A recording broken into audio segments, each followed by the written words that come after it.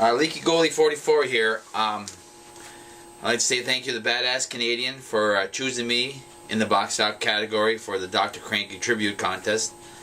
The funny thing is that model that entered into that contest is the model that Dr. Cranky gave me on his Halloween contest.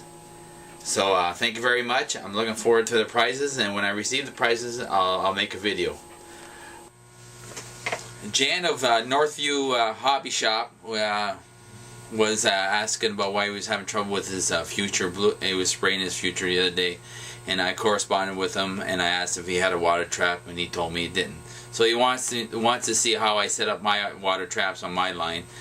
And Joe Thompson has just received a compressor and airbrush and wanted a little bit of help of how to get started, and I'll have a couple things I have to say to him, and got some tips and stuff. So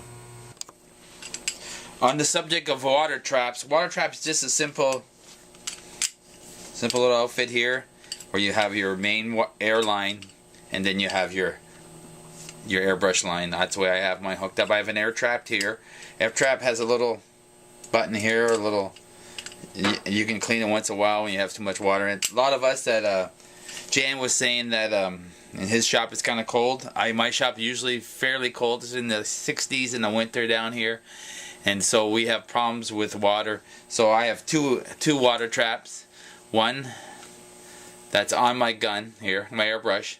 I got this with the airbrush and the Iwata, and this package, it comes with it. And this other one, you can purchase these off eBay, especially in the States. A little harder for Jan to get one off eBay in the States. Shipping would kill him, but you can find them somewhere, some industrial air place or something, and they're fairly cheap. They're fairly cheap. So it's an important thing to have when you're airbrushing, because if there's water in your lines, it causes fish eyes, and you'll see spitting and stuff. Your paint won't come out thin, and it'll make a mess of your model.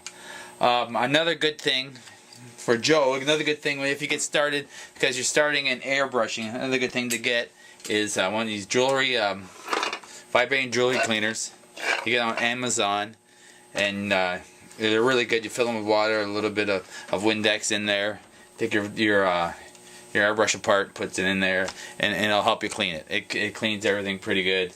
If you're using solvent-based paints like enamels and lacquers, I wouldn't recommend putting thinners or anything inside there to clean your airbrush. I usually take my airbrush apart, clean the needle and stuff, and the little tips and heads and the ends I put in here. The parts you can put in here, put in it's a little Tamiya paint jar. You can probably use a little bigger jar. Then I put it inside here, turn the machine on, and it vibrates the part in the jar, and so that way you don't have any solvents or anything inside there. When you're starting airbrushing, a good way to practice is they use regular black ink you can get at the art store. Get a big piece of paper and spray it and practice your strokes and stuff.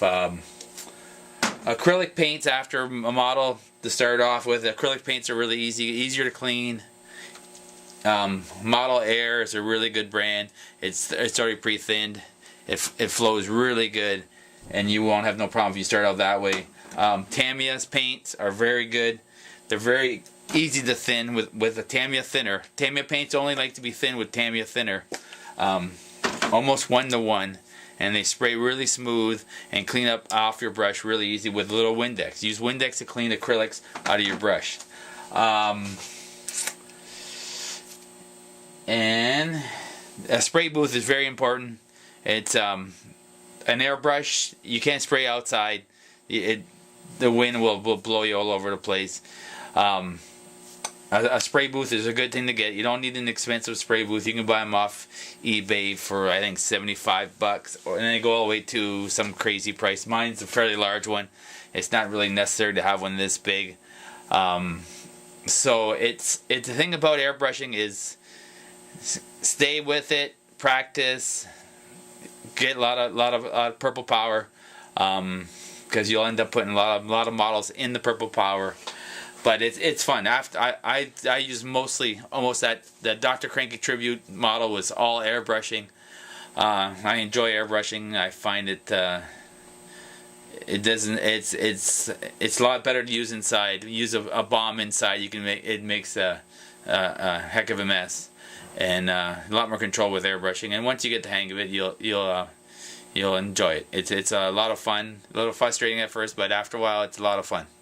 And cleaning is probably one of the bigger parts of it. Once you get the cleaning part, taking your airbrush part, learning how to clean your brush fast, and that's good. At first, you'll say it's a pain because you have to clean it, but after a while, it's like anything. You do it for a while, and it becomes easier and easier.